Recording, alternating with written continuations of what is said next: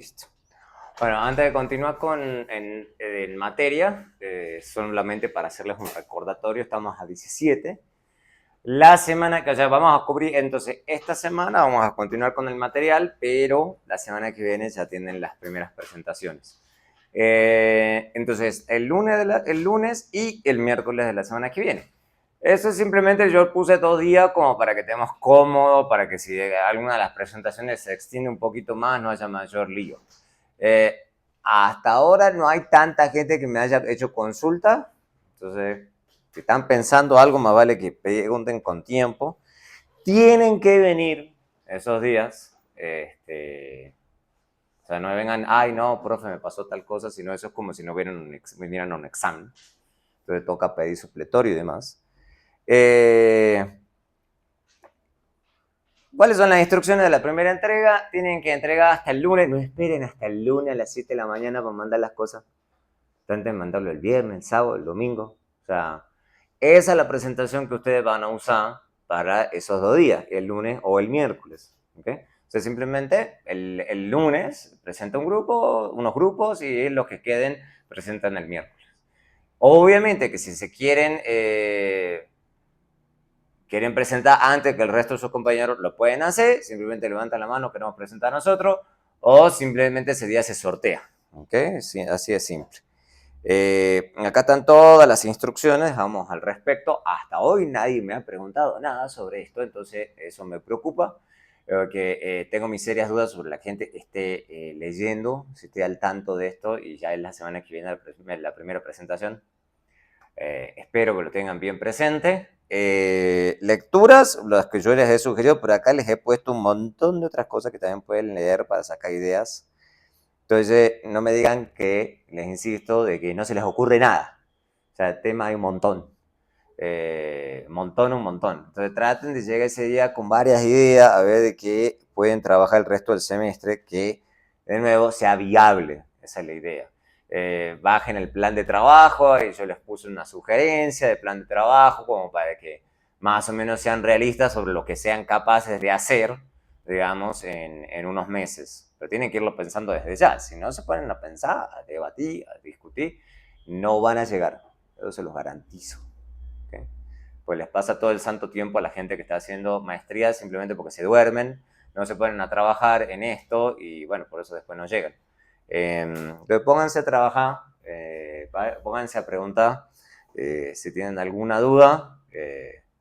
La primera entrega es suave, digamos, pero después esto se va poniendo más pesado. Son 4 entregas en todo el semestre. Entonces, si empiezan desde hoy, se les hace liviano. Si no empiezan desde hoy, se les vuelve pesado. Entonces, vayan con tiempo. Recuerden, entonces la semana que viene es primeras presentaciones. Bien, listo. Dicho eso, para que no se les olvide, porque además porque veo que no todo el mundo está viniendo a clase, entonces eso también me preocupa. Vamos a ver qué pasa. Vamos a ver si aparecen todos la semana que viene. Eso es lo que me preocupa. Y después van a empezar, ay no, profe, no pude llegar, no sé qué. Bueno, sigamos en materia entonces. Habíamos visto la clase pasada un poco del tema de equilibrio. Ya habíamos dicho que vamos a empezar con el equilibrio, el clásico, digamos, el de equilibrio perfectamente competitivo. Vamos a suponer que el mercado de trabajo es perfectamente competitivo. Ya están muy familiarizados con eso. Habíamos dicho que se puede derivar perfectamente la oferta de trabajo y la demanda de trabajo y llegar al equilibrio. Eso es como lo habíamos cerrado la clase pasada. La idea es que obviamente el equilibrio puede ser modificado tanto por cosas de oferta y como de demanda. Eso no tiene mayor misterio, tampoco eso es algo que a ustedes les debería choquear. O sea, eso es básicamente los 4 casos clásicos que ustedes deberían saber, que son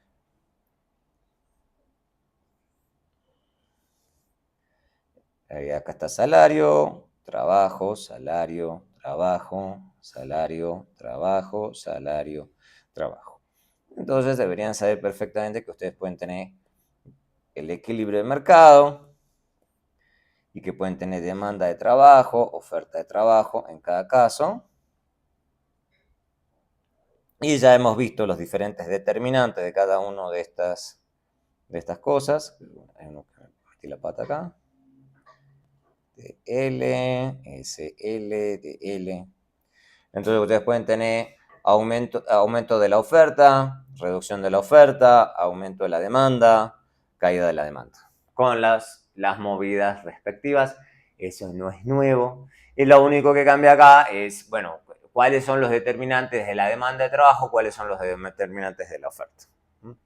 O sea, eso no cambia para nada respecto a lo que ustedes ya deberían conocer. Esto es simplemente una micro muy elemental, digamos. O sea, esto es probablemente algo que tienen que haber visto en segundo, máximo, tercer semestre de la carrera, pero es bastante sencillo. Bastante sencillo. La única diferencia es que acá lo están aplicando al mercado de trabajo. Y obviamente hay equilibrios, como también les había puesto los ejemplos acá, que puede ser que muevan ambas cosas. Y bueno, y ahí es donde se empieza la aplicación un poquito más sofisticada. En donde esto es lo básico, pero en los análisis un poco más avanzados, la gente empieza a pensar, ¿qué pasa si se mueven ambas cosas? Que yo, por ejemplo, que se mueva, digamos, tanto la oferta como la demanda, por ejemplo. Entonces, lo que ya deberían saber, digamos, en esos escenarios, es que, por ejemplo, en este escenario, la cantidad sí o sí aumenta, pero el precio, uno no está seguro, porque uno no sabe, depende cuál de las dos fuerzas sean más fuertes que la otra. Y hay aplicaciones muy claras de esto, digamos, de este tipo de casos que se muevan ambas. Y hay que pensarlo bien y argumentarlo bien. Por ejemplo, pandemia.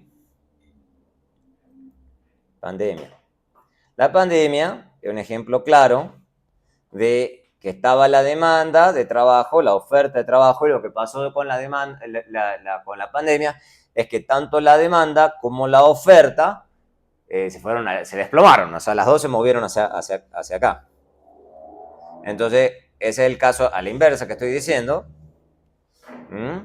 Entonces, evidentemente, la cantidad de trabajo, que eso es lo que uno ve en todas las series, que se desplomó, pero los efectos sobre salario no está uno del todo seguro porque depende de cuál de las dos sea más fuerte. De hecho, uno ve un poco de diferencia, digamos, en las series, especialmente de salario, que hubo cierto grupo de trabajadores para las cuales las cosas se mantuvo casi igual, que son los trabajadores formales, que tienen sentido, y los trabajadores, en cambio, informales, ¿okay?, que viven más del día a día, esos son los que fueron más afectados por la pandemia. Entonces, ahí es donde uno empieza a utilizar este tipo de herramientas. Por ejemplo, otro caso, digamos, clásico, migración. Entonces, ¿cuál es la típica cosa que la gente piensa de migración? La gente piensa de migración y dice, no, o sea, cuando migra gente, o sea, especialmente gente que llega, digamos, que inmigra, eso es la idea, que eso va a mover la oferta de trabajo hacia acá, y la presunción es que eso va a aumentar la oferta de trabajo, pero va a deprimir salarios, va a llevar los salarios hacia abajo. ¿Ok? Hay otra gente que dice que no, que en realidad a esa misma gente que está llegando también son consumidores o también son gente que va a armar negocio, y eso va a llevar a un aumento en la demanda de trabajo también. Entonces, al final del día, los efectos salariales no son tan graves. ¿Cuál es la verdad? ¿Qué dicen las evidencias? Bueno, toca estudiarlo. Entonces, lo que les digo, hay temas. No me digan que no se les ocurre nada. Temas hay. También el tema de los desastres naturales, digamos, o guerras. Digamos,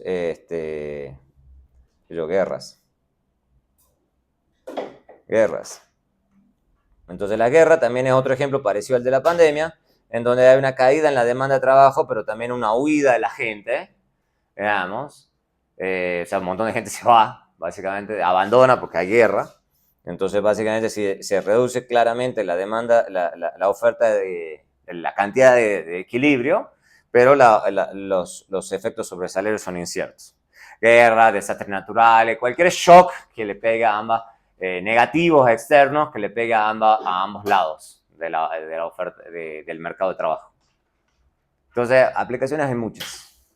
Aplicaciones hay muchas. Entonces, no se queden así como solamente la cosa de manual. O sea, hay cosas que uno puede pensar digamos, de diferentes aplicaciones de estas herramientas que parecen básicas, pero les puede servir para analizar un montón de escenarios de la realidad.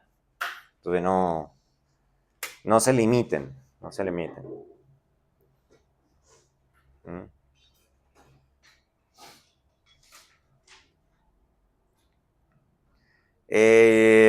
Obviamente, para una firma, y estas son las propiedades, ya ahora sí nos metemos un poquito más en materia, una cosa un poco más pesada quizás, que es la idea de por qué la gente le interesa estudiar el mercado competitivo. Ya deben haber visto esto en otras clases, pero simplemente acá lo vamos a resaltar un poquito más. De por qué es el mercado competitivo es muy eficiente. Esa es la idea. Siempre los mercados competitivos se estudian mucho porque tienen muchas buenas propiedades de eficiencia. La idea es que si todo es competitivo, por ejemplo, para la firma, digamos, o sea, ese salario de equilibrio viene dado. Entonces, para la firma individual, ella tiene su esquema de demanda de trabajo, entonces ella sí va a igualar su ingreso marginal al valor del producto marginal, valor del producto marginal igual al costo marginal. Que el costo marginal viene a ser el salario, porque es una firma perfectamente competitiva. Entonces ella termina contratando exactamente acá. Si contrata menos o más, no le conviene, digamos, no le conviene, básicamente pierde dinero, porque está descalzado básicamente en si contrata menos, el valor del producto marginal es mayor al costo, digamos, entonces no le conviene seguir contratando. Y si se pasa, ya el costo marginal es mayor al valor del producto marginal. Entonces también pierde plata. En cualquiera de los dos casos está perdiendo plata. O sea, podría ganar, podría optimizar yéndose hacia el punto A. Entonces, la idea es que en un mercado competitivo hay unas propiedades de eficiencia muy buenas y que por eso se dice, lo que dice más técnicamente en este tipo de modelo, es un equilibrio estable. O sea, las firmas no tienen incentivos a moverse de ahí. Obviamente, eso hace que esta firma competitiva, entonces, el salario sea igual al costo, al costo marginal y eso sea igual al costo en el mercado. ¿Okay? O sea, que el costo medio salarial sea igual al costo marginal del trabajo o esto. Y en equilibrio, lo que ya hemos visto miles de veces, vamos a volver todo el tiempo a esta condición, el valor del producto marginal se vuelve igual al salario. Entonces, en ese equilibrio se logra una cierta cantidad producida de competencia, ¿ok? Y si, obviamente, lo que te decía, si se sale de ahí, entonces la firma obtendría más ganancias, digamos, superiores, contratando más, y si se pasa, ya está teniendo pérdidas, entonces lo va a reducir. Pero la firma en cualquiera de los dos casos está optimizando. Un equilibrio se vuelve estable. ¿Por qué es eficiente? ¿Okay? ¿Por qué la asignación de trabajo, se dice en este mercado, es eficiente? Es eficiente. Y vamos a ver, digamos, después de esa eficiencia, por qué bajo otras condiciones no hay eficiencia. ¿Ok?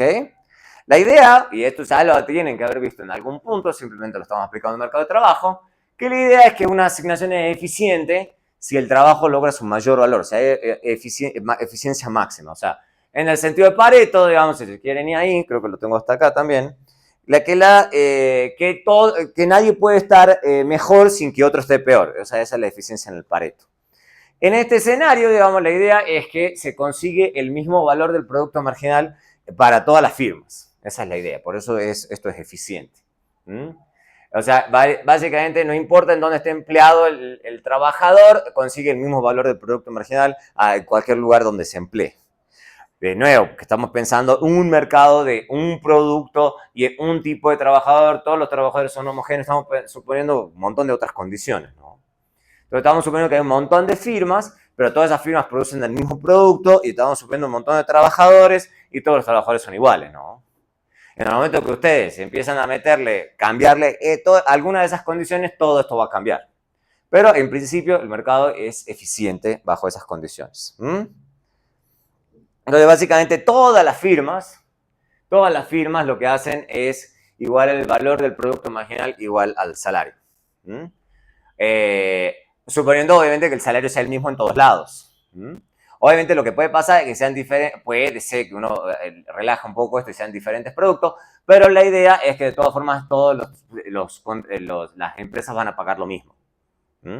O sea, como que tiene que haber un balance entre el producto marginal y el valor del producto para que el salario sea el mismo. Si no, esto no se logra. O sea, si no, por alguna podría tener ganancias, ¿cómo se llama? O pérdida, digamos, saliéndose de eso. Entonces, eso no va a pasar. ¿Mm? Entonces, básicamente eso hace que el salario sea igual en todas las industrias e igual al costo de oportunidad del trabajo. O sea, básicamente lo que hace es que todos los trabajadores, no importa donde se empleen, como decía recién, obtienen la misma remuneración. Exactamente la misma remuneración. Entonces, este es el grafiquito muy sencillo, me parece que está bueno en el libro. Básicamente, a diferencia de lo que estaba diciendo, ahora me caigo en cuenta de que no, pueden ser diferentes industrias, pueden ser diferentes productos, pero la idea es que lo que se les paga a todos los trabajadores es el mismo.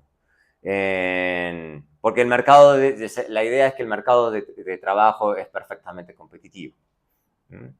Entonces, los trabajadores, si son homogéneos, pues podrían ser diferentes productos. Pero la idea es que cada una de las firmas, o sea, son competitivas en este mercado. Entonces, cuando van a querer contratar trabajadores, saben específicamente cuánto tienen que pagar. Entonces, todas esas firmas toman el precio como el salario como dado. Entonces, dado que todas toman el salario como dado, ninguna tiene poder de mercado, los trabajadores tampoco tienen poder de mercado, la idea es que también hay una infinita cantidad de trabajadores, entonces ninguno tiene poder.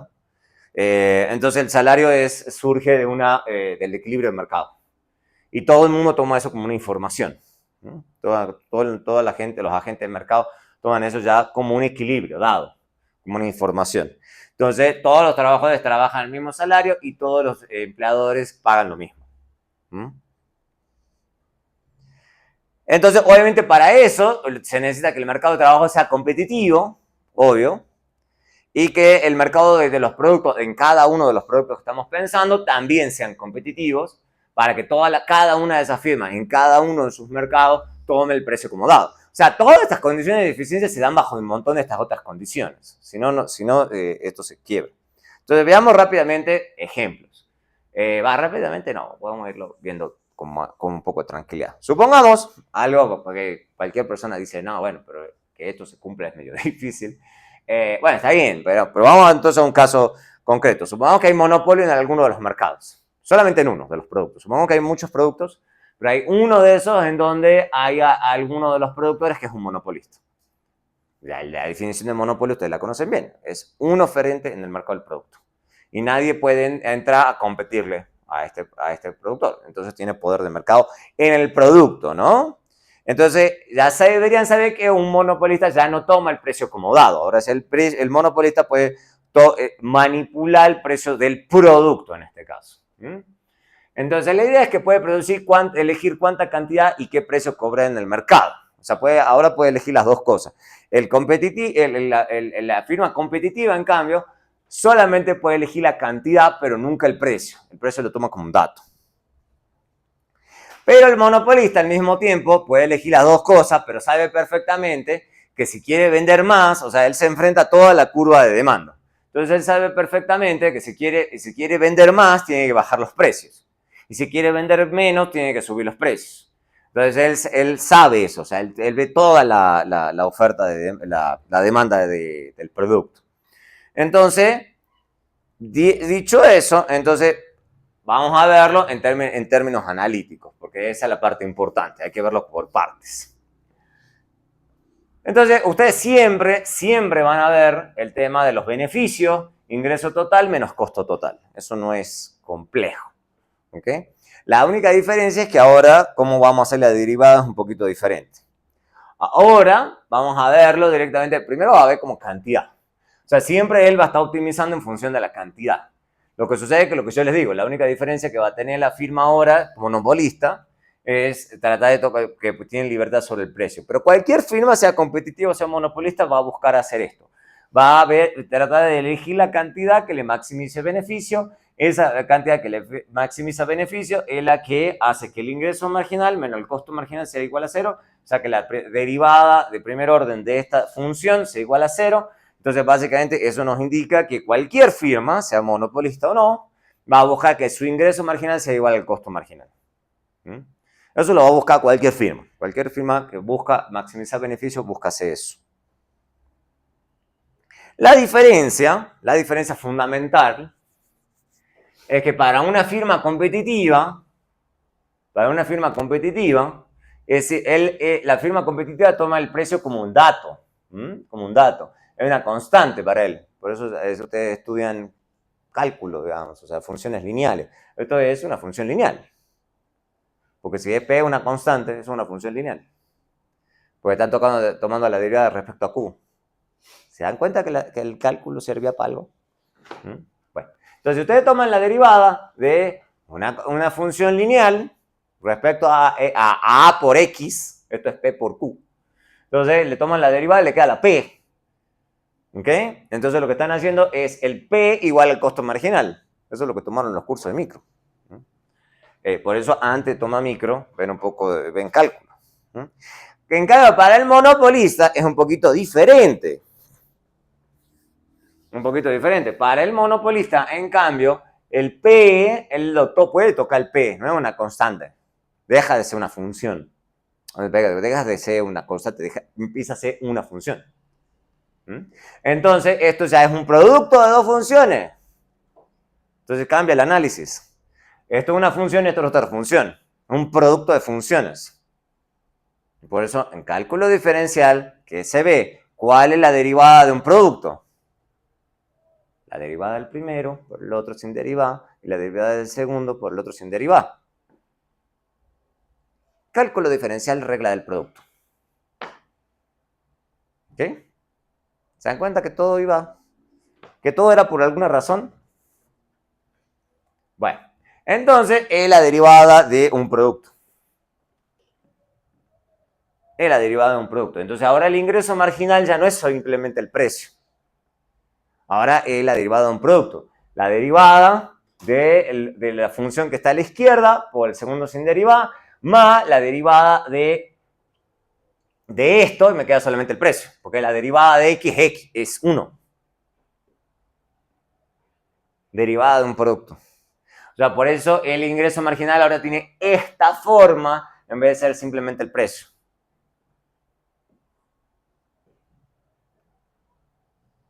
¿Lo ven? No es tan complicado. Simplemente es conectarlo con lo que ya deberían saber. Entonces, ahora, ¿qué es lo que va a pasar? Y eso es lo que la gente ya se empieza a perder en este punto. Hay que pensar que ahora esto es negativo siempre. ¿Por qué es negativo siempre esto? La derivada del precio respecto a la cantidad. ¿Por qué es negativo siempre?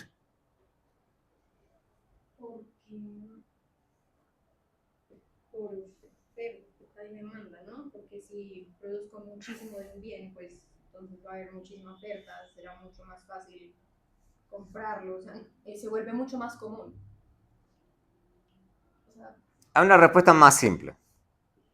Es la derivada del precio respecto a la cantidad. Eso es lo que tienen que pensar. ¿Qué es lo que acabo de decir de qué es lo que hace que diferencia un monopolista? Exacto. Entonces,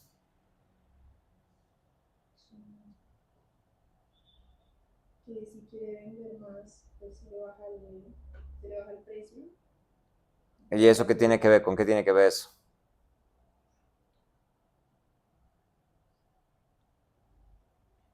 Que si...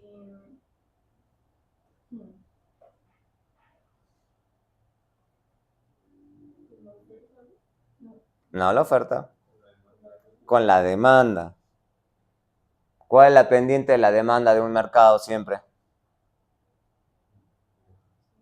Negativo. Esta es la pendiente de la demanda. O sea, eso es lo que el monopolista ve. El monopolista ve toda la demanda. Porque tiene poder. Entonces, ¿qué es lo que le está diciendo esto? Lo que le está diciendo es, solamente que en términos funcionales, lo que acabo de decir. Está diciendo, si él quiere vender más, tiene que bajar los precios. O si quiere vender menos, tiene que subir los precios. Hay una relación negativa entre precios y cantidades, porque esa es la pendiente de la demanda. Por eso tiene que ser cierto siempre. A menos que la demanda tenga pendiente positiva, pero eso deberían saber que eso no va a pasar nunca. que la demanda siempre tiene pendiente negativo. Entonces, eso es la representación del poder del mercado que tiene un monopolista en su mercado del producto. ¿Lo estudiaron en algún momento el monopolio? Sí, tienen que haberlo estudiado. ¿Okay? Solamente que acá lo estamos viendo con un poco más de análisis. Entonces, si lo piensan 2 segundos, ahora que estamos simplemente conectando puntos, entonces ya no voy a tener solamente acá el precio, voy a tener esta parte de este lado y esta parte del término, este término es negativo y la cantidad es positiva, entonces negativo por positivo, negativo. Entonces, este término que tengo acá es negativo y le estoy restando al precio, entonces. ¿Ok? Entonces, siempre va a pasar entonces que el ingreso marginal para el monopolista es menor al precio. Precio en función de la cantidad, que eso es la función de demanda. P en función de Q, esa es la curva de demanda. Porque, volvemos, el monopolista se enfrenta a toda la curva de demanda, porque eso es la representación de su poder. Es el único oferente. Ningún firma competitiva puede ver toda la curva de demanda.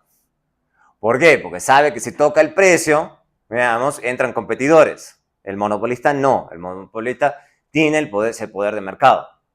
No entran más competidores, suba o baje el precio del producto, ¿ok?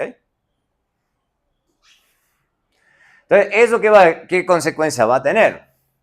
Entonces, dado que él también va a buscar ingreso marginal igual al costo marginal, pero el ingreso marginal es menor que el precio, o sea, entonces termina ofreciendo una cantidad menor que un mercado competitivo.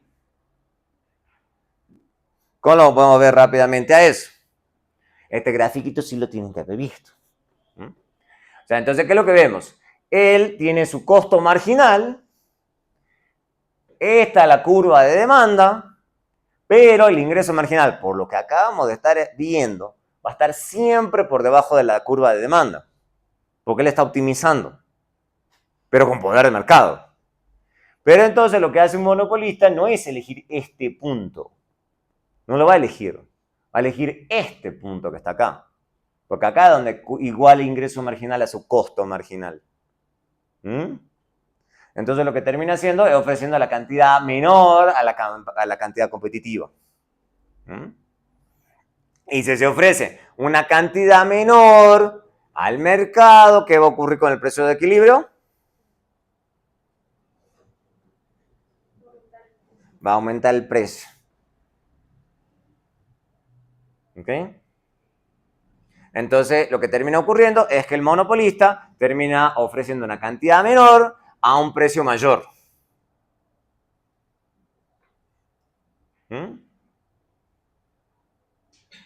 Eso es la representación del poder del monopolista.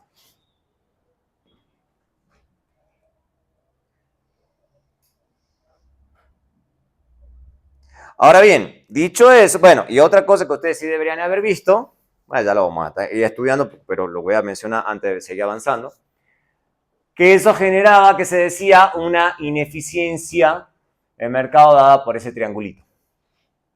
La pérdida de peso muerto, o dead weight lost, eso se lo tienen que haber visto. ¿Quién no lo ha visto nunca? El dead weight, la pérdida de peso muerto. ¿Se acuerdan de eso? De la pérdida que se tiene de eficiencia dado que es un monopolista respecto a ser un mercado competitivo. O sea, son todas las transacciones que se pierden, digamos, debido al poder monopolístico. O básicamente el costo social, ¿no? De que se está ofreciendo una cantidad menor y un precio mayor. Eso es básicamente lo que está pasando. Ahora bien, lo que nos interesa los efectos de esta clase, ¿no? Es obviamente la demanda de factores, más específicamente la demanda de trabajadores. Eso es lo que nos angustia a nosotros.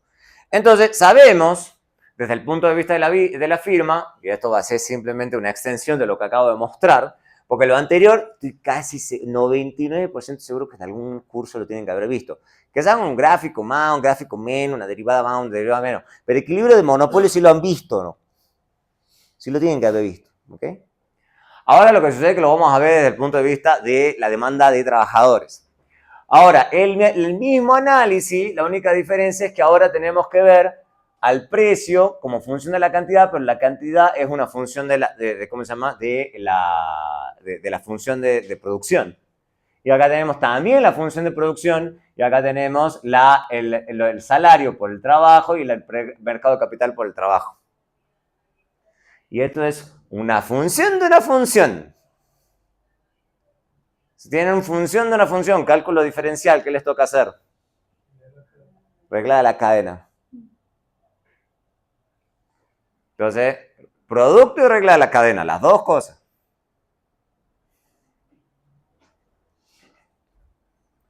Entonces, ¿qué les toca?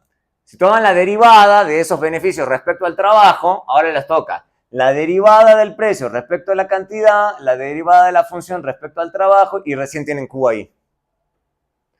Y después tienen precio por cómo cambia el producto cuando cambian la cantidad de trabajo. Entonces ahora ya les queda una cosa un poquito más complicada, porque ahora ya no tienen valor del producto marginal igual al salario, o por lo menos la forma no es tan sencilla. Les queda entonces ahora, dado esto que tengo aquí, lo pueden escribir de esta forma, porque esto que tengo acá, cómo cambia la cantidad cuando cambia el trabajo, esa es la definición de producto marginal. Producto marginal del trabajo y producto marginal del trabajo acá. Es todo encadenadito. Y una vez que tienen producto marginal acá y tienen esto, simplemente hacen un poquito de álgebra, no muy difícil, sacan factor común. Entonces les queda esto multiplicado por el producto marginal del trabajo menos el salario. Cuando ustedes tienen entonces es el ingreso del producto marginal, entonces esto es el ingreso marginal, lo que acabamos yo de describir, solamente que ahora a eso lo están multiplicando por el producto marginal y a eso lo igualan al salario. Entonces ahora el monopolista no hace algo exactamente igual a la firma competitiva. ¿Por qué? Porque para la firma competitiva, como él no puede cambiar el precio cuando cambia la cantidad, la derivada del precio cuando cambia la cantidad, ¿cuánto es? 0, porque es competitivo. O sea, básicamente él no importa las cantidades que ofrezca el mercado, los va a tener que vender siempre al mismo precio. Esa parte es 0 en un competidor. En un monopolista no. Por eso este término no se va. Ese término sigue ahí. Entonces, esta es la expresión del ingreso marginal para un monopolista. Entonces, él, si está haciendo igual esto, lo que pasa es que la diferencia es que ahora el ingreso marginal no es el precio, que vendría a ser la expresión del valor del producto marginal. Ahora es el producto del ingreso marginal por el producto marginal. Entonces, un poquitito más sofisticado. Entonces, ¿qué es lo que va a ocurrir? Ya lo acabamos de ver recién, no me digan que ya están perdidísimos. Acabamos de ver que el ingreso marginal es menor al precio. Lo acabamos de ver, por toda la lógica que acabamos de ver. Entonces el monopolista lo que termina haciendo, dado que ofrece menos producto al mercado, entonces va a contratar menos trabajadores, porque necesita producir menos. Esa es la lógica. Entonces contrata menos que una firma competitiva. Y se tiene una pérdida de eficiencia dado por el triángulo en esta figura. Entonces, básicamente, ¿qué le pasa al monopolista? El monopolista sigue pagando el mismo salario, eso sí, porque sigue siendo... La idea es que el monopolista es monopolista, en este ejemplo, solamente en el mercado del producto, pero en el mercado de trabajo sigue siendo competitivo. Pero ¿qué es lo que termina ocurriendo? Si él fuese una firma competitiva también en el mercado de producto, él hubiera elegido esta cantidad de la estrella. En ese punto es donde se está igualando el valor del producto marginal al salario. Pero dado que es un monopolista, él no necesita tantos trabajadores, no optimiza en ese punto. Él lo que necesita es igualar este producto, el producto del ingreso marginal por el valor por el producto marginal, o sea, que está por debajo. O sea, este es el valor del producto marginal y este es la multiplicación del ingreso marginal por el producto marginal. Entonces él termina eligiendo este punto. ¿Ok? Entonces, en ese punto hay una brecha entre el valor del producto marginal y el salario.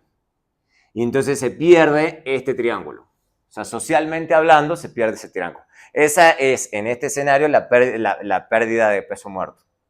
La dead weight loss. Porque produce menos. En cambio, las otras firmas sí van a buscar este punto, mientras que él elige este punto que está acá. O sea, en realidad elige este punto y termina viendo esa brecha. Entonces se produce una ineficiencia. Se produce una ineficiencia dado que el monopolista no produce las cantidades competitivas ni contrata las cantidades competitivas de trabajadores. Entonces son ineficiencias que se pueden estudiar.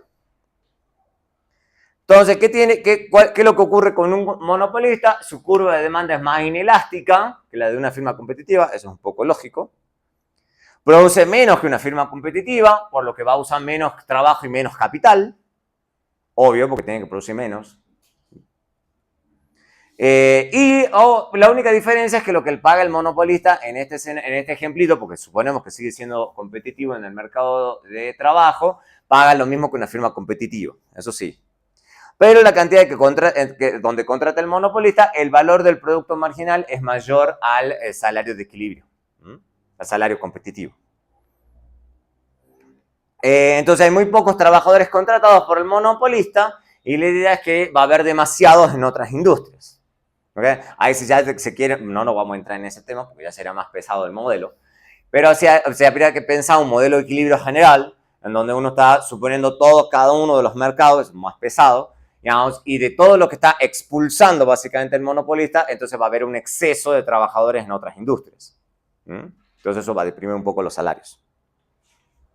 Entonces eso es el triángulo y hay una ganancia social si más trabajadores fueran contratados por el monopolista, pero eso no pasa. Ahora bien, otro caso extremo, entonces hay dos casos y después lo vamos a mezclar. La otra posibilidad es que el monopolista no sea monopolista, sino que en realidad sea monopsonista, que ya lo hemos visto, que sea una única firma que contrata en el mercado de trabajo. Eso también puede pasar. Entonces, o también puede ser que haya un conjunto de firmas que coludan para lograr el mismo resultado. También eso es un poquito de organización industrial. Entonces, por ejemplo, lo que habíamos visto ya antes, por ejemplo, los ejemplos clásicos de esto, es la famosa ciudad factoría. Por ejemplo, ahora el otro día estaba viendo que hay un lío en Brasil, por ejemplo, con esto de las tarifas de Trump. Entonces hay toda una ciudad que está preocupada con eso, porque toda la ciudad vive en torno al acero. Entonces, con las tarifas de Trump, todo el pueblo está preocupado porque se va a deprimir y toda la ciudad se va a ir al pique, digamos, culpa de eso. ¿Okay? Porque toda la ciudad vive alrededor del acero. Entonces, la fábrica, digamos, de acero termina actuando como un monopsonista. Entonces, si a la firma le va mal, a todo el mundo le va mal. ¿Okay? Entonces, esos son los ejemplos. El otro que yo también les había contado que está el paper, si lo quieren leer el paper es bien interesante, el de Walmart. Entonces, Walmart, como es un jugador tan grande, digamos, se termina volviendo un monopsonista de trabajadores, ¿okay? En cierta área geográfica, obviamente. Y el otro ejemplo que viene en el libro, que me parece interesante, me parece un poco raro el ejemplo, pero hay gente que lo piensa así, es de que el mercado de la enfermería. Dicen, o sea, básicamente dicen los hospitales, como los hospitales o clínicas, sanatorios, bueno, los que son al final del día las entidades que demandan enfermeros. Entonces dice, claro, los enfermeros, dice, son una mano de obra relativamente competitiva, a diferencia de otros tipos de trabajadores de la salud, y los hospitales terminan actuando como una suerte de monopsonista, porque son la única entidad que contrata enfermeros. Está bien, es un poco raro el ejemplo. Pero es un ejemplo que está en los libros, pueden estudiarlo de cuál es el argumento detrás de eso. Yo no lo veo mucho, que digamos. Me parece que la gente que está en la enfermería se puede mover un poco más fácil. Pero bueno, ese es el ejemplo que ellos dicen. Y dicen que, bueno, el ejemplo es en Estados Unidos. Y dicen, no, que los hospitales tienen cierto poder monopsónico. Y básicamente lo que termina es ocurriendo que se contratan mucho menos enfermeros que lo socialmente óptimo. Yo no sé de dónde viene el argumento. Pero bueno, el otro es más claro para mí. El caso de Walmart o de Ciudad Factoría. El de la enfermería me parece un poco raro, pero ahí está, como para que si quieren meter en eso, me parece que puede ser interesante. Después está el tema de las recesiones. En el caso de las recesiones también es bien interesante el ejemplo. que es más de equilibrios generales. Claro, en una recesión hay muchas teorías que dicen, claro, porque hay un exceso de mano de obra en una recesión. Si se despide mucha gente, se supone que si todo funcionaría bien, ese exceso de gente debería poder ser contratado, solamente que seguramente a precios más bajos. Lo que ocurre, dice la teoría, que dice que no, que en realidad en una recesión los empleadores empiezan a ganar poder de mercado. O sea, las firmas que se sostienen en el mercado ganan poder porque son las únicas que están sobreviviendo. Entonces son capaces de mantener menos gente, digamos, y utilizar la tasa de desempleo como un mecanismo de presión. Sí, en la pandemia Amazon tuvo ganancias récord. Sí. Por eso, porque se volvió como uno de los pocos servicios que aún seguía funcionando. Sí. Exacto, sí. O sea, por ejemplo, ese es un caso de recesión donde un empleador gana poder. Pero en general todas las firmas en una recesión empiezan a ganar poder, precisamente porque son pocas, porque se destruyen muchas y las pocas que quedan empiezan a ganar poder, digamos. En cambio, cuando ya viene la recuperación ya es otra historia. Pero por lo menos en ese ciclo, digamos, las firmas pueden ganar mucho poder. ¿Okay? Entonces, ese es un buen ejemplo, un poco más dinámico y un poco más mezclando micro con macro.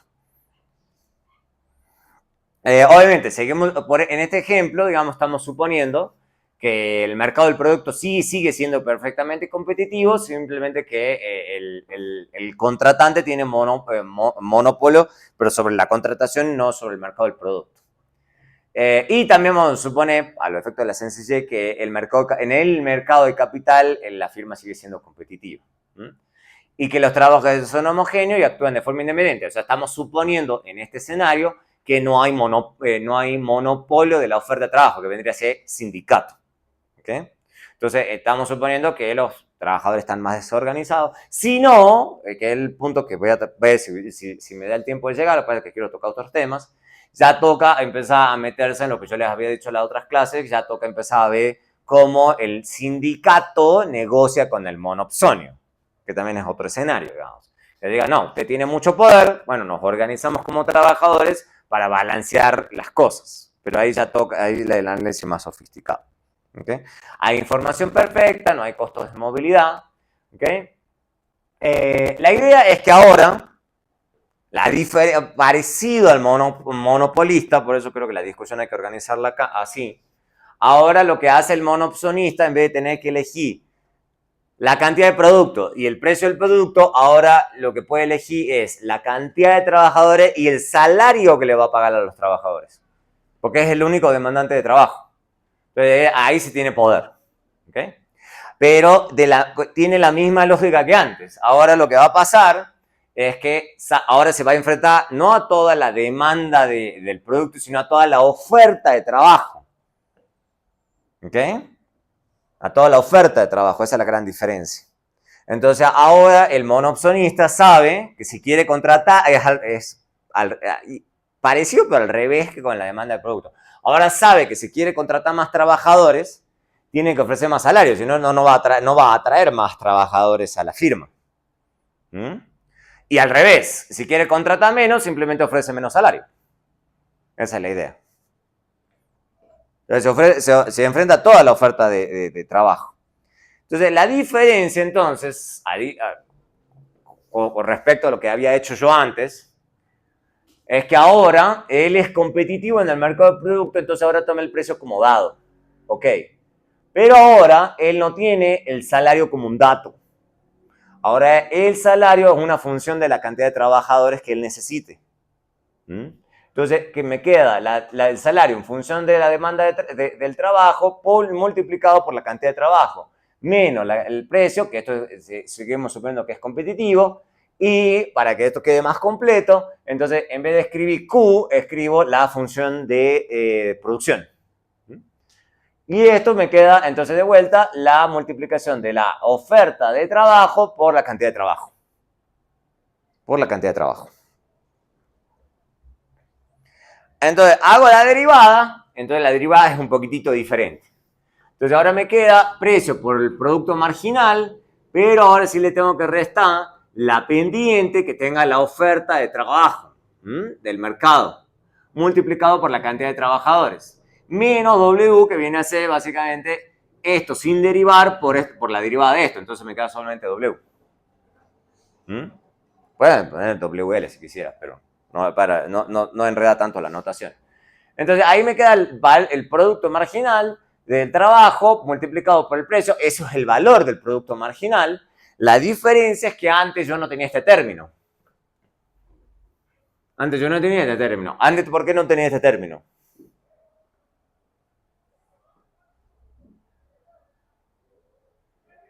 Esa derivada de W respecto a L. ¿Por qué antes no lo tenía? ¿Cómo? Porque el salario está dado. ¿Okay? Ahora no. Por eso ese término aparece ahora. Ese es en ese escenario la representación del poder de mercado del monopsonista. ¿Mm? Así como en el caso anterior era la representación del poder de mercado del monopolista, esa es la representación del poder de mercado del monopsonista. ¿Mm? Entonces me queda el valor del producto marginal igual al costo marginal. La diferencia es que ahora la expresión del costo marginal es un poquito más complicada. Sigue siendo igual el ingreso marginal igual al costo marginal, pero ahora la expresión es más difícil. ¿Por qué? Y está expresado aquí. Está expresado aquí. Y ahora esto que está acá, dado que es la pendiente de la curva de oferta, ¿va a ser negativo o positivo?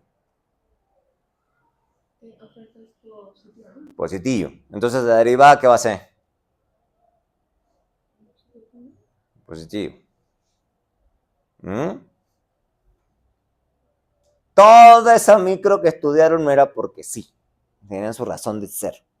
¿Ok? Tenían su razón de ser. Entonces, esta curva de costo marginal del trabajo está por arriba del salario. Porque ahora esto es positivo, entonces esto está por arriba. En vez de estar por abajo, como lo habíamos visto recién, ahora está por arriba.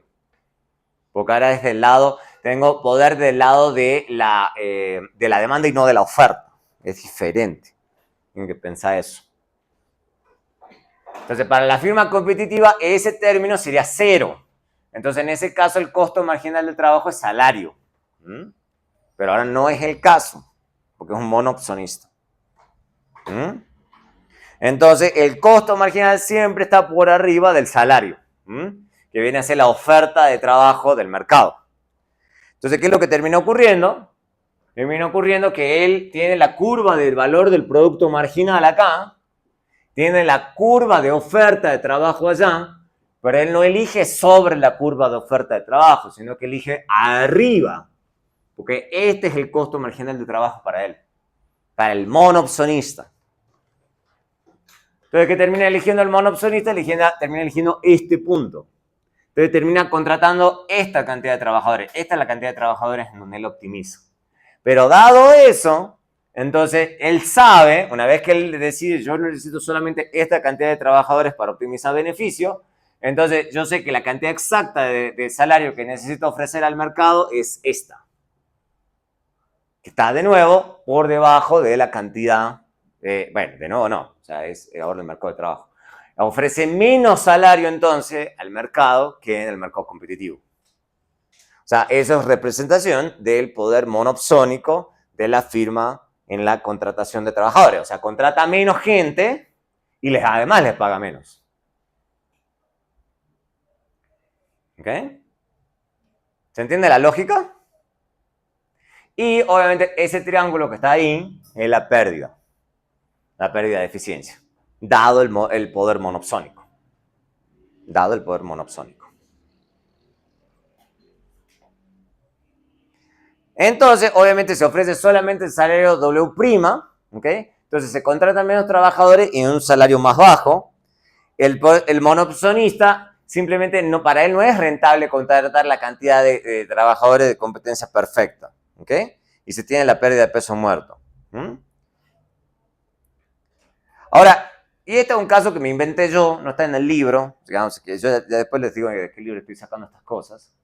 El caso puede ser de monopolio y monopsonio, se pueden fusionar los dos ejemplos. Es un caso medio extremo, porque tendría que ser alguna firma que solamente esa firma ofrezca el producto y además tenga monopolio de la contratación. Y yo creo que hay firmas que hacen lo uno o hacen lo otro, pero es muy difícil que hagan las dos cosas. Tendría que ser, no sé, una empresa de electricidad, quizás, que es un ejemplo de monopolio natural, que tenga mucho monopolio de contratación en toda una zona geográfica gigante. Es un poco raro, digamos, un poco raro. Entonces es un caso un poquito más teórico que práctico. Yo no sé en qué escenario. O sea, porque normalmente uno piensa que o la firma es monopsónica o la firma es monopólica, pero fusionar las dos, el ejemplo en las dos. O sea, tendría que ser una firma muy poderosa. ¿Qué sé yo? ¿Amazon podría ser? Sí, quizá. Vale, no es un monopolista, digamos. O sea, compite contra otras de todas formas Amazon. Solamente que es un jugador grande. La diferencia, entonces, pero incluso en este ejemplo, un poco de libro, digamos, pero es un ejemplo interesante, es ya una firma súper poderosa que ya tiene que tener poder sobre el precio del producto y el salario. O sea, ya estamos hablando de una firma súper poderosa que puede elegir a cuánto cobrar y cuánto pagar a los trabajadores. Obviamente, seguimos suponiendo para que sea sencillo lo del mercado de capital perfectamente competitivo, pero la fórmula, ¿cómo sería? Quedaría un poco más complicada, porque ahora sí que el precio es función de la cantidad y el salario es función de la cantidad de trabajadores. Entonces nos queda una expresión un poco más difícil, digamos. Entonces, obviamente, cuando saquemos la derivada de eso, nos va a quedar una cosa complicadita. O sea, porque ahora nos va a aparecer esta derivada, que es la parte del monopolio, y esta derivada, que es parte del monopsonio. Entonces, el único ejemplo más pesado, digamos, ¿ok? Un poquito más pesado.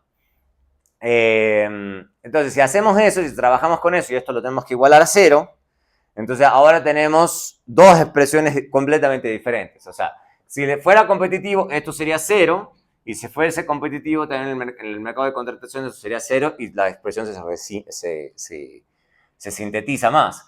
Ahora, como él tiene poder, entonces este es su ingreso marginal, ¿okay? Y este es su costo marginal. Entonces, tanto el ingreso marginal y el costo marginal son completamente diferentes al caso de una firma competitiva. Entonces, ese es el caso difícil. Entonces, ahora estamos haciendo producto del ingreso marginal por el producto marginal y eso igualarlo al costo marginal del trabajo.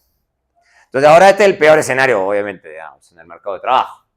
Porque ahora lo que él termina eligiendo, el cruce de esta curvita y esta curvita, lo cual esta curva está debajo, digamos, del valor del producto marginal y esta curva está por arriba de la oferta de trabajo. Entonces es el peor escenario posible, porque básicamente él termina eligiendo optimizar en este punto con esta cantidad de trabajo, ¿ok? Que está muy por abajo de la cantidad competitiva y por abajo de cualquiera de estas otras dos cantidades, que son las que hubiera elegido en los otros dos escenarios, y se termina pagando la menor cantidad de salario posible. O sea, es el peor escenario, digamos. O sea, básicamente ofrece mucho menos porque es monopolista en el mercado de productos, pero además contrata menos porque es monopsonista. O sea, los exprime a los trabajadores. Si la brecha esa entre el valor del producto marginal y el salario es gigante, digamos. Entonces, el peor escenario, digamos. Se paga lo menos posible y para esa cantidad de trabajadas tenemos que ese salario que está pagando el monopsonista, el monopolista, menor al valor del producto marginal y además lo que se paga es menor al salario de competencia. Entonces, es el peor escenario. Entonces, tenemos diferentes escenarios. Entonces, mercado del producto y tenemos mercado de trabajo. Entonces, si todo es competitivo, el salario de equilibrio es igual al valor del producto marginal. Es el escenario, digamos, como el óptimo, digamos, que la gente trata de buscar. Si nos salimos de eso, obviamente, vamos a tener el monopolista y lo que hemos dicho del monopolista. El monopolista sí paga lo mismo, digamos, pero contrata menos gente. O sea, se paga lo mismo que en competencia, pero contrata menos trabajadores. En cambio, si es monopolista, se paga menos que en competencia y ese salario que se paga es menor al valor del producto marginal. Si nos vamos al caso extremo, que es la combinatoria de las dos, entonces tenemos que bajo el salario que se paga es menor al valor del producto marginal y además esto es mucho menos que el salario de competencia. Entonces esos son los cuatro escenarios. Obviamente, lo que les digo, no tocando por ahora el tema del escenario de sindicato. Acá no estamos hablando de sindicato todavía. ¿Okay? Voy a ver cuándo puedo llegar a sindicato. Pero el sindicato también es un tema bien interesante. Y los sindicatos tratan de precisamente contrarrestar este tipo de cosas, de poder de parte de la firma, ya sea en el mercado del producto o en el mercado de trabajo. Bien, listo. ¿Vamos bien hasta ahí? Listo. Bueno, yo voy a ver si me da el tiempo de llegar hasta monopolio, que pasa que cuando ya tenemos monopsonio y monopolio ya tengo que empezar con juego y demás. Yo todavía voy a esperar un poquito hasta meterme de lleno en eso. Quiero meter en otros temas un poquito diferentes, como lo he dicho desde la primera clase, que es pensar un poco más, porque todo lo que estamos hablando hasta ahora, supone, y por eso esto es un poco diferente, supone existencia de firma que contratan. Resulta que eso, muchas veces en los mercados en desarrollo, países en desarrollo, no ocurre. Por eso me voy a meter acá. Porque esto es como desviarse un poco del camino tradicional, porque el camino tradicional casi siempre supone que hay firmas. En los países en desarrollo no hay tanta firma, y hay razones para eso. Vamos a ver por qué. Y hay diferentes teorías al respecto. ¿Ok? Porque la idea es que en los países en desarrollo, ya voy a entrar después a qué se entiende exactamente por países en desarrollo, básicamente los mercados de trabajo funcionan bastante mal, bastante mal. Y el resultado final es que no se crean trabajos buenos, se contrata poca gente o los pocos trabajos que se generan son de muy baja calidad. La gran pregunta, y ahí es donde está el santo grial, o por lo menos el objeto de estudio de esto, es ¿por qué pasa eso? ¿Por qué no se logran en los países en desarrollo generar, porque en muchos sí se genera, eso es lo que vamos a ver, se genera empleo, la gente sí está trabajando, eso sí ocurre, pero los trabajos que tiene la gente en general son de muy baja calidad. La gran pregunta es ¿por qué? Porque ese es el resultado final en los países en desarrollo. Los mercados laborales en países en desarrollo se caracterizan por varias cosas peculiares. Altos niveles de informalidad, muy altos en muchos casos. En muchos, para que no pasa quizá tanto, bueno, no, pasa en ciertas partes de Colombia, pero en otros lugares, la famosa agricultura de subsistencia, digamos. En muchos lugares, por ejemplo, en muchos países de África, eso es muy generalizado, la gente ni siquiera piensa en la posibilidad de algún empleador. O sea, tienen algún pedazo de tierra y viven de eso, y comen de ahí. O sea, entonces es como una autoproducción, ni siquiera tienen clientes, o sea, es como subsistencia, literal de subsistencia, o sea, tienen un pedacito de tierra que seguramente o la ocuparon o la heredaron y viven de eso y ya. Entonces, ahí, ¿cuál mercado de trabajo? Ahí ni siquiera hay mercado de trabajo, ahí, eso es una utopía.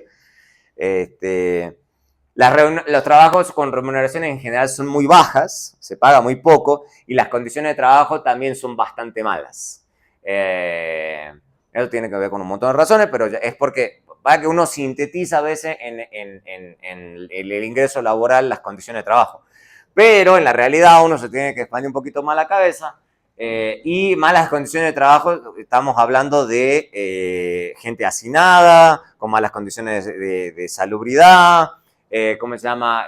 La ropa, digamos, a veces la ropa, a veces, un montón de lugares la gente trabaja ya en condiciones casi infrahumanas, ni hablemos si nos metemos en trabajo infantil, digamos, eso también pasa. O sea, hay de todo, digamos, o sea, y ni hablar si uno empieza a pensar en cosas que también pasan acá. En la minería, por ejemplo, las condiciones de trabajo en las minerías es una cosa dura. Y obviamente hay grandes disparidades entre diferentes grupos, por ejemplo, hombres versus mujeres, jóvenes versus adultos. O sea, las desigualdades también son bastante grandes entre diferentes grupos. Entonces, voy a tratar de cubrir, esto estoy siguiendo un libro en específico que trata de conectar desarrollo, una vez tomaron o quizá van a tomar más adelante en la clase de desarrollo, y mercados, pero lo voy a conectar todo lo que sea de desarrollo con lo que es mercados laborales. Entonces voy a tratar de hacer permanentemente ese puente porque esta clase es de economía laboral. Hay muy pocos trabajos, por lo menos que yo haya encontrado, ¿okay? que conecten las dos cosas. De hecho, ando pensando hoy en día de tratar de armar un librito, especialmente un libro de texto, porque libros hay, sobrados, pero de texto no. O sea, hay muchos libros muy buenos, muy interesantes, del Banco Mundial, la OIT, el FMI, o sea, libros hay muchos. Pero que toquen estas dos cosas de una forma amigable, apuntado a estudiantes, hay pocos, muy pocos. Casi no encontró ninguno. Yo voy a tratar de hacer mi mejor esfuerzo de tratar de tocarlo en esta clase. Yo voy a tocar un libro un poquito viejo, yo coincido en que está un poquito viejo, es de 2013, pero es el único que encontré que toca las dos cosas. Es difícil encontrar, que es de la OIT. Y voy a tratar de traer elementos de otro lado cuando sea posible. ¿Ok? Entonces, ténganme un poco de paciencia si la exposición a veces no es lo más amigable, pero porque ese libro no está pensado para ustedes, está pensado para yo, que ya soy graduado, entonces mi trabajo está consistiendo en procesarlo para hacerlo más amigable para ustedes. Un libro un poco pesado. ¿Okay? Yo creo que sí lo tengo subido en Teams. Si no está subido, me avisan, pero el libro está muy bueno. Por ejemplo, ya lo hemos visto esto, digamos, pero vamos a irlo repitiendo y vamos a ir taladrando más. O sea, esa es la idea mía de esta clase. Tocar por arriba las cosas y poco a poco ir taladrando. Entonces, por ejemplo, una cosa que caracteriza, y últimamente están saliendo varios modelos que incorporan esto, es la gran proporción de trabajadores por cuenta propia que hay en los países en desarrollo. Y ya están surgiendo teorías alrededor de eso. Y claro, ustedes viven acá en Colombia, entonces ustedes entienden claramente lo que yo estoy hablando por cuenta propia. Pero en otros lugares la gente dice, no, es que yo soy cuenta propia porque, bueno, la gente es libre de elegir ser cuenta propia. Y uno le dice sí y no, porque en realidad ya la gente está empezando a decirle sí. Lo que pasa es que tiene que pensar usted en cuenta propia, no al tipo que está poniendo no sé, lo que parece que eso le dicen emprendedurismo. O sea, tener un emprendimiento, digamos. Y una cosa es tener un emprendimiento y uno dice, bueno, porque el día de mañana de ahí puede ser el Amazon del mañana. Y uno dice, no, a ver, estos son emprendimientos que son más de subsistencia. O sea, son cosas que la gente tiene para sobrevivir, pero de ahí no va a salir ninguna cosa wow. Va a salir, es una cosa elemental que la gente tiene. Uno como latino lo entiende rápido, pero hay que entender que en otras latitudes eso suena rarísimo, ¿ok? Que la gente lo piensa así. Dice, no, o sea, es que la gente, bueno, puede trabajar por cuenta propia porque quiere. En países en desarrollo, la idea que está surgiendo con más fuerza, el tema es meterlo en estos modelos que acabo de explicar, meter cosas que es como, no, la gente elige eso porque le toca, no porque quiere. O sea, no va a salir de ahí ningún emprendimiento, ninguna cosa, wow. Entonces, eso cambia completamente el análisis, porque básicamente no se entiende muy bien la demanda de trabajo como una demanda derivada, que es lo que hemos hecho hasta ahora. O sea, pues es difícil de pensar, porque la persona que tiene cuenta propia no es exactamente, o sea, está autoempleado y satisface a gente, pero es como una especie de firma que se autocontrata, si ustedes lo piensan, digamos, en términos matemáticos. O sea, es como la firma autocontratándose, digamos. O sea, es una cosa peculiar. Modelar eso no es tan fácil. Entonces se habla de trabajos, y poco a poco la gente está empezando a hablar cada vez menos de empleo, que me parece mejor idea. ¿No? ¿Por qué? Porque empleo supone que hay un empleador. Por eso se llama empleo. En cambio, la gente trabaja, la gente tiene un trabajo, pero no es exactamente o sea, empleo es como casi que un asalariado, digamos. Entonces, poco a poco en esta cosa la gente trata de hablar de trabajo, no de empleo. Porque la idea es que el trabajo por cuenta propia, como les decía recién, se produce un producto o servicio para satisfacer a clientes. O sea, no hay un intermediario, digamos. El trabajo por cuenta propia es diferente. O sea, a menos que uno tenga trabajadores. Ahí uno ya se vuelve un empleado, obvio, un empleador, perdón. Pero entonces se hace mucho la distinción en esta literatura, por eso es más difícil, entre ser cuenta propia y ser el empleador. Empleador significa que usted tiene empleados. Así sean uno o dos empleados, no importa. Pero usted ya está empleando gente, digamos. Entonces, ahí es donde usted ya está cruzando una línea. Entonces, hay que distinguir las dos cosas.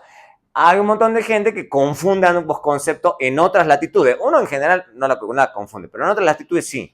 Me dicen, no, bueno, pero usted cuando habla de cuenta propia está hablando de mini empleadores. Es como, no, estamos hablando de gente que trabaja sola.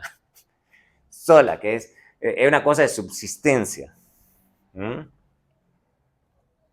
Entonces, agricultura de subsistencia, ventas callejeras, todero, el empleo doméstico. Entonces, uno se le puede ocurrir un montón de ejemplos, digamos. Pero es básicamente gente que trabaja sola y no tiene empleados. Esa es la definición de alguien cuenta propia. En países en desarrollo. O sea, ahora bien, me parece bien lo que hace este libro. ¿Qué es un país en desarrollo? Porque ese es el problema, digamos, la gente usa a veces los términos muy alegremente. ¿Y qué es un país en desarrollo? Y dicho, no está acá, pero se los tiro como una nota de color. Hay otro término que también existe, que es el famoso tercer mundo. El tercermundismo. Resulta que eso es un término bastante arcaico y la gente ya no lo usa. No tiene mucho sentido hoy en día usarlo, digamos. Sí. Sí, porque salió que el primer mundo era Occidente, tipo Estados Unidos, el segundo mundo era el soviético, Ajá. tipo Unión Soviética, y todo eso. Sí. Tercer mundo eran nosotros los que estábamos ahí volando. Se cayó la Unión Soviética, ya no hay segundo mundo. Ya no hay tercer mundo, digamos. Eran los países no alineados, ni con Estados Unidos ni con la Unión Soviética. Entonces, hablar de tercer mundo hoy en día es medio... No tiene sentido, digamos, hablar de tercer mundo hoy en día. Bueno, quién sé yo, digamos, ahora Putin que quiere medio como revivir la Unión Soviética, quién sabe. Pero en realidad, hoy en día se habla de países en desarrollo. Eso se hace en función entonces del Producto Interno Bruto. Hay gente que lo usa, o sea, como el Producto Interno Bruto total o el per cápita. Para mí el per cápita tiene más sentido. ¿Okay? Y es el Banco Mundial el que hace normalmente la categorización. El Banco Mundial es el que hace eso. O sea, el Banco Mundial como que tiene bastante poder quizás en decir estos países son desarrollados, estos están en desarrollo. Entonces hay varias categorías. O sea, ellos tienen una categoría que es ingreso bajo, bajo medio, medio alto, ingreso alto. ¿Ok? Creo, si no me equivoco, que Colombia está acá. ¿Ok? Está justo antes. ¿Cómo? Acá. ¿En medio alto? En medio alto. En medio alto. Vamos a ver un mapa, ya vamos a ver un mapa. ¿Ok? Eso se revisa anualmente. O sea, todos los años el Banco Mundial tiene un grupo de gente que lo que hace es todos los años volver a calcular esa categorización y va moviendo a los países en categorías. A veces suben o bajan de categoría. Obviamente, la idea es que los que no entran en un ingreso alto son todos en desarrollo. ¿Ok? O sea, lo que se dan cuenta rápidamente es que dentro de desarrollo hay muchos niveles de desarrollo. O sea, entonces veamos un mapa rápido. Esto es 2023, entonces esto está bastante actualizado. Bastante actualizado. ¿Cómo es el mundo? Los de ingreso bajo están en donde uno esperaría. El grueso están acá en África. En África. El grueso están en África. Obviamente también entra India. Está toda esta zona de estas islas. Obviamente acá está, si ustedes miran con un poco de atención, está Haití. Acá está Haití. Está también acá, esto creo que es Honduras. Esto es Honduras. Creo que está Nicaragua acá. Y Bolivia. Y lo que está en gris, no hay datos. Un poco extraño, ¿no? Bueno, no hay ya datos. Justo no hay datos. Bueno, o son datos que uno no le puede confiar. ¿Okay? Pero entonces, ¿qué es lo que se dan cuenta? Que ¿dónde están los países desarrollados? Estados Unidos, Canadá, buena parte de Europa, incluso Rusia, Australia. ¿Y cuál es el gran problema cuando uno se pone a ver libros de mercado laboral? Muchos de ellos vienen de Estados Unidos. Entonces la lógica que ellos tienen de sus mercados laborales son un poco diferentes a las del resto del planeta. Los contextos son muy diferentes. Pero entonces eso como para que aprendan. Bueno, y además una cosa que a mí también me llamó la atención, si se dan cuenta, Chile ya es considerado de alto ingreso, Uruguay también. Interesante. Eso me llama la atención. Y eso que los chilenos se quejan un montón. Pero están bien, digamos. Todos los números le dan a uno la razón. En cambio, los que están bien, y de hecho le andan haciendo así a Argentina, son los uruguayos. O sea, porque los uruguayos están bien, están bastante bien. De hecho, mucho argentino se está yendo a Uruguay, porque todas las políticas económicas de Argentina son tan desastrosas que muchísima gente se ha ido a Uruguay. En Uruguay las cosas andan mucho mejor. Y eso que Uruguay es mucho más chico. Uruguay tiene como 3 millones más o menos, entre 3 y 5 millones creo, y Argentina tiene como 50. O sea, las cosas están mucho mejor en Uruguay. Súper interesante. Entonces, como para que vean que el panorama global es bastante heterogéneo. Bastante heterogéneo. Sí. ¿Dónde está como la Guyana francesa? Guyana francesa, por aquí, mira, ya están en rojito acá. De hecho, Guyana, con esto de los yacimientos de petróleo, crecimiento de PIB creo que de 40%. Una cosa loca. Loca. ¿Crecimiento real o es no, extracción de otros países? No, es de ellos. Claro. Así produzcan otras firmas, es de ellos. 40%. Sí, ellos por eso la pelea ahí que hubo ahora hace poco por el tema de los yacimientos, precisamente. Y esos son ex colonia británica, y es los británicos que le dijeron, esa es parte de la Commonwealth, la mancomunidad de naciones. Guyana es parte de la mancomunidad de naciones, aunque no parezca. Entonces, meterse con Guyana es meterse con Inglaterra. Eso es parte de ser parte de la mancomunidad de naciones. No, súper interesante. Súper interesante. Y ese también es un buen caso de estudio, digamos, el caso de Guyana. Súper interesante. Y más en este contexto de economía baja en carbono, que ahora con esto de la movida de Trump, vaya uno a saber qué pase. Entonces, eso del mundo, casi a hoy, es 2023, pero bueno, está cerca. Pueden ir un poco para atrás si quieren, pueden entrar a la página del Banco Mundial y ver cómo ha eso evolucionado a través de los años, pero es el escenario más reciente. ¿Cuál es la caracterización que se hace típicamente para estudiar los mercados de trabajo en los países en desarrollo? Se caracterizan por dos cosas importantes: trabajo muy abundante y capital escaso. Eso de vuelta conectando con lo que ya deberían saber ustedes. Y eso genera, y ahí es donde empiezan a surgir estas teorías de, bueno, de por qué las cosas funcionan tan mal. O sea, básicamente mucho trabajo y muy poco capital. Entonces eso hace que, eso se dice, la teoría, digamos, dice, bueno, entonces lo que usted termina teniendo es demasiada oferta de trabajo, y si hay mucha oferta de trabajo, ¿eso qué pasa? Exacto, salarios bajos. Mucho trabajo, pero a salarios muy bajos. Salarios muy bajos. ¿Ok? Entonces eso genera presiones para generar buenos empleos. Además, típicamente, las economías en desarrollo crecen muy poco. Entonces no se crean suficientes empleos y hay muchos niveles de lo que se llama subempleo. ¿Okay? O sea, básicamente un montón de gente que podría trabajar más, pero está trabajando menos, o tiene malos trabajos, o tiene varios trabajos, como también lo hemos visto, pero varios trabajos muy mal pagados. ¿Okay? Cada uno de esos trabajos muy mal pagados. También pasa. Entonces hay muy mala remuneración.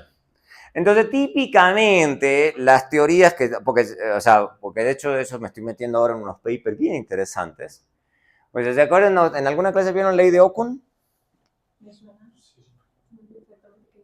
¿Se acuerdan? ¿Alguien vio ley de Okun? Bueno, vamos a ver rápidamente ley de Okun. Ley de Okun es una cosa más empírica que otra cosa, que eso viene allá de los 50 más o menos, esa teoría.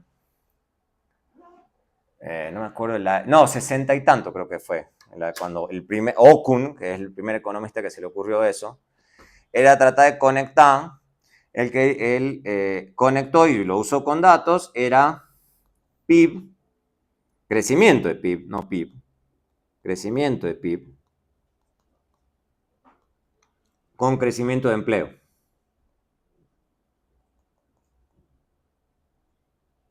Empleo. ¿Okay? Y lo que él sacó, obviamente, datos, creo que en el análisis que hizo él era de Estados Unidos, y le dio, digamos, una correlación, porque eso es una correlación, entre PIB y empleo. ¿Okay? Y esa pendiente se vino a llamar coeficiente de Okun.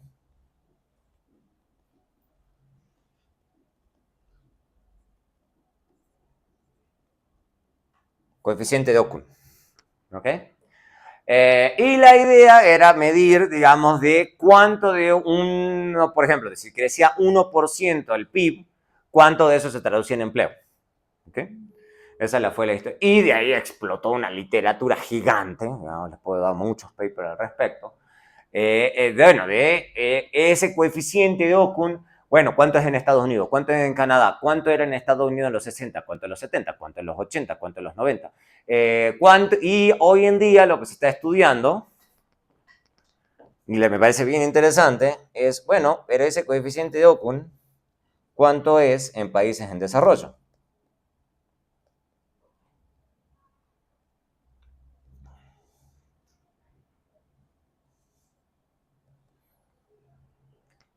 ¿Por qué? Y eso es muy importante, porque es cuánto del crecimiento económico se traduce en más empleos.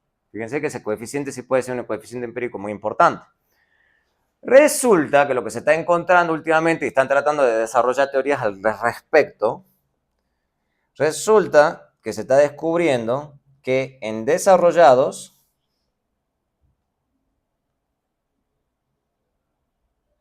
ese coeficiente es mucho mayor que en desarrollo.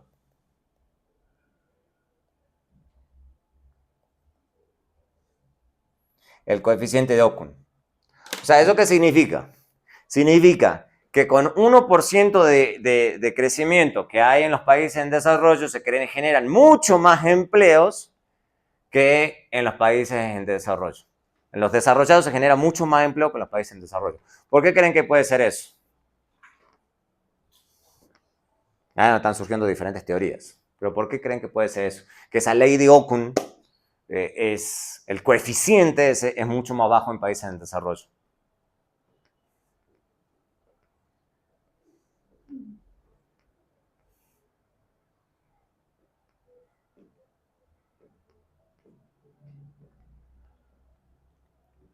Piénsenlo para los dos lados, tanto si el crecimiento es positivo como si es negativo.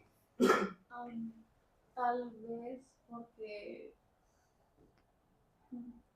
que solo son sectores muy específicos en el desarrollo que de verdad están teniendo más productividad y como son pocos sectores, realmente necesitan pocos trabajadores y sobre todo trabajadores calificados, que la gran mayoría no es. Esa es una de las tantas teorías, digamos, que están surgiendo, digamos, que dice, bueno, puedes crecer, pero se demanda una mano de obra muy especializada, entonces no se termina generando tanto empleo. Puede ser, esa de las teorías y lo vamos a tocar. ¿Qué otra cosa se les ocurre?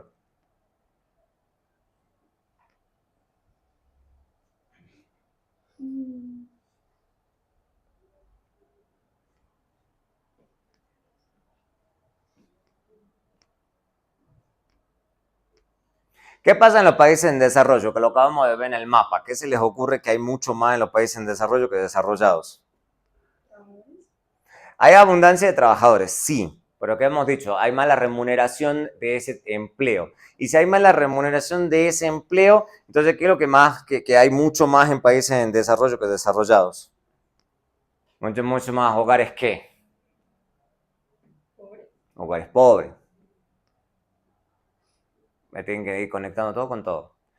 Un hogar pobre puede permitirse estar desempleado, tener a sus miembros desempleados. Por ahí va la cosa. Ahí es donde están surgiendo esas teorías. Dice, claro, lo que pasa es que al ser más pobres, no se puede permitir el desempleo. Entonces, si llega una recesión, que es crecimiento de PIB negativo, la gente no se queda sin trabajo, la gente busca algo, busca sobrevivir. ¿Okay? Igual a la inversa, digamos, también la economía puede crecer, pero no es que automáticamente la gente consigue mejores empleos, lo que decían recién. Porque simplemente puede ser que ese empleo esté creciendo en otras cosas. Entonces puede ser que a la inversa también esté pasando que simplemente la gente no...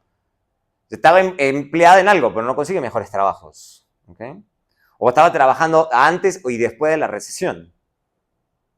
¿Okay? Entonces la ley de Ocon perfectamente puede ser por eso. Porque básicamente en muchos países en desarrollo la gente no se puede permitir el desempleo. Eso es lo que la gente está empezando a estudiar. Porque recuerden que esta es una conexión, por eso lo interesante.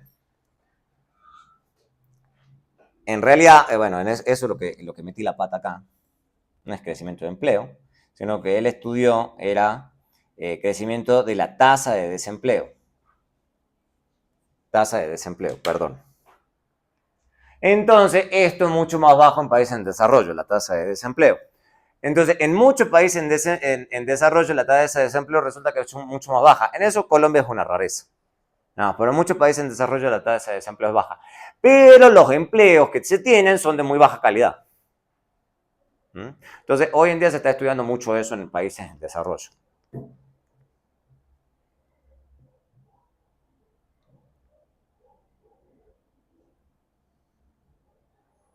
Entonces, ¿qué se estudia más en los países en desarrollo?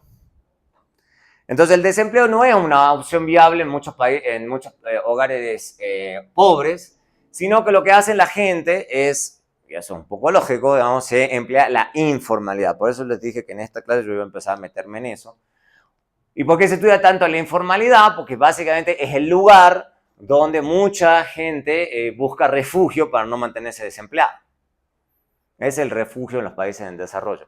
Prefieren estar en la informalidad con trabajos malos antes que estar desempleados. Porque el desempleo no es una opción. No es una opción. Entonces, ¿qué tan fuerte es eso? Bueno, esto es crecimiento de la población. Entonces, como para que vean que los países desarrollados, esto creo que es el crecimiento de la población. Y se van a fijar que en los países desarrollados la tasa de población está creciendo a una tasa mucho más baja, porque ellos están teniendo un problema de envejecimiento muy fuerte. En cambio, en países en desarrollo, la tasa de crecimiento de la población es mucho más alta. Eso, al mismo tiempo, genera unas presiones muy altas de oferta de trabajo, como lo acabamos de ver, y es lo que en parte, que también lo vamos a tocar, explica los movimientos migratorios. Hay un exceso, digamos, de gente aquí que se quiere ir a donde no hay tanta gente. Y es lo que explica en parte lo que está pasando actualmente, que son todos estos movimientos anti-inmigración, porque bueno, lo que pasa es que se está moviendo demasiada gente. Pobreza. Y pobreza, bueno, eso simplemente para estandarizar, lo vamos a ver también con líneas nacionales. Pobreza también lo vamos a tocar, que se hace con ingresos por dólares por día. ¿Okay? Y lo que se ve claramente es que en los países desarrollados no hay tanta gente, digamos, en esa situación. Incluso en Latinoamérica es una afortunada en eso, pero por ejemplo en África o el sur de Asia, digamos, hay mucha gente que trabaja está en unas situaciones de pobreza mucho más altas. Obviamente que eso con una estandarización, esa estandarización a mí no me termina de convencer, pero lo he utilizado por mucha gente. Hay mucha informalidad, vamos a estudiarla mucho. La definición más reciente de informalidad está en la OIT. Nada más pueden entrar ahí, les paso el enlace, digamos, la más sencilla. La informal, digamos que es lo que ya hemos tocado antes, ahora vamos a taladrar más en este concepto, que es lo que se llama economía informal. La gente le gusta llamarle hoy en día más economía informal que empleo informal, que es, ¿por qué? Porque ahí hay un montón de gente, ¿no? Que pueden ser empresas chiquititas o familiares, con básicamente muy bajo ingreso y sin cumplir ningún tipo de regulación laboral, de regulación de cualquier tipo, digamos. Entonces, la idea es que hay dos mercados, la economía informal y la economía formal, que ofrece, lo que ya hemos visto, mejores ingresos y condiciones de empleo. Y obviamente que hay ciertas protecciones. La idea es que la economía informal está al margen de todo esto, y obviamente todas las condiciones, no tiene regulación, no tiene peores cosas y demás, pero es lo que mucha gente en los países en desarrollo les toca, digamos, si no, porque no pueden acceder a la formal. Entonces, el grueso de los trabajadores en los países en desarrollo está en la economía informal.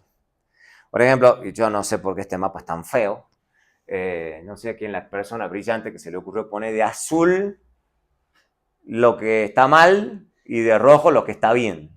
O sea, Y blanco lo que está en el más, sí, o sea, no sé por qué.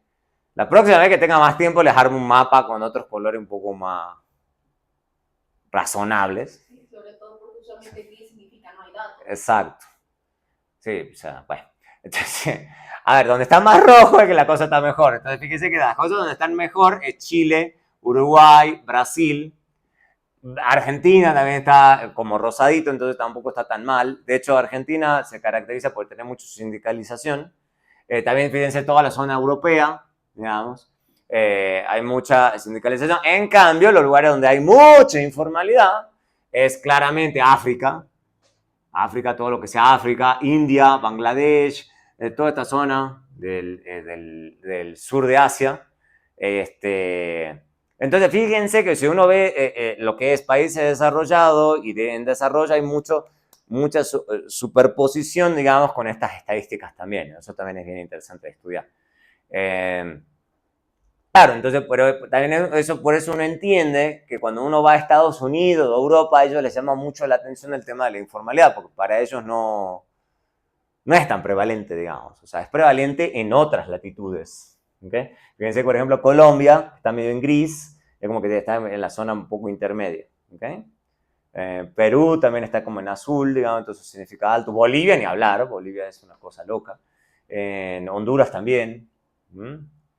Entonces, en nuestras latitudes, es que esto sí es, la informalidad sí es un problema serio. Obviamente también se caracterizan, vamos a ver, estamos bien, con esto podemos ir cerrando. Esta es una introducción nada más a todos los tópicos que vamos a ir cubriendo de economía en desarrollo. Y también en muchos lugares se habla del tema rural, de agricultura. Hay muchos lugares donde básicamente la gente, el grueso de la gente, porque hay mucha pobreza, vive de la agricultura y ya, no hay otra cosa, digamos, en muchos lugares, especialmente pasa mucho en África. Entonces, la agricultura se le presta mucha atención porque es básicamente a lo que se dedica la economía. Obviamente, en muchos lugares eso ha ido cayendo con el tiempo porque se ha tecnificado y por diferentes razones.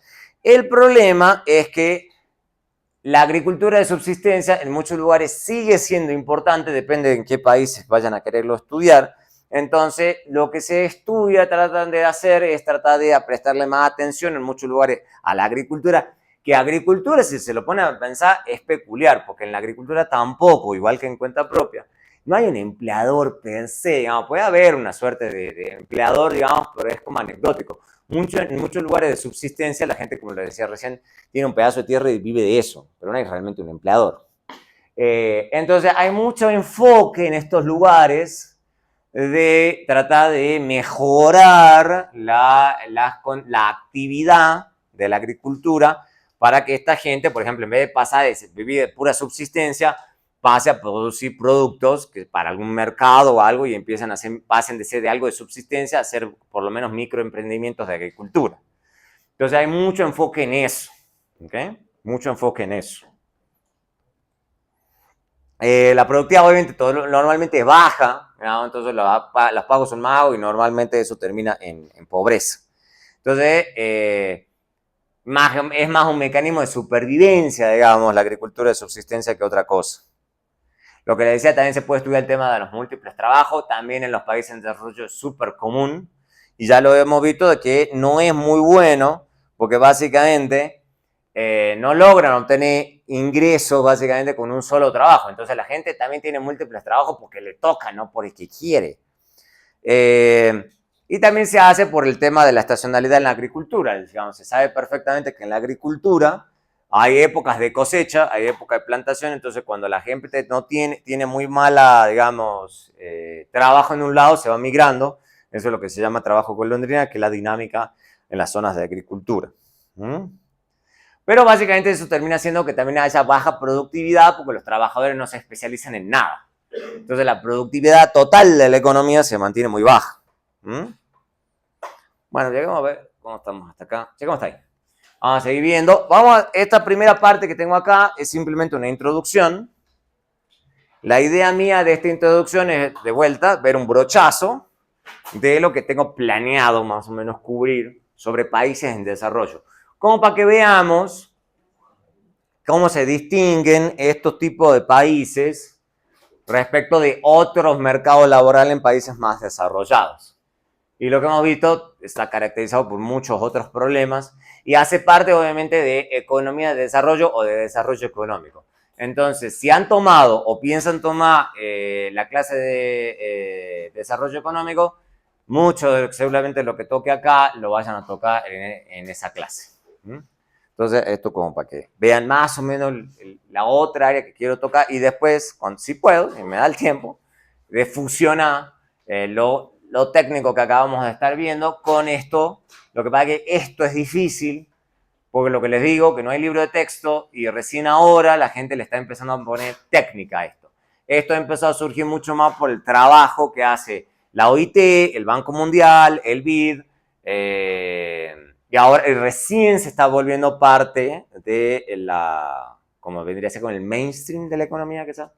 Entonces, recién esto es bastante nuevo. Entonces, si se ve un poquito desordenado, no es casualidad.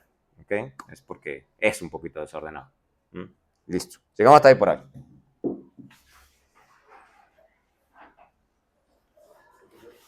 Una publicidad muy rápida.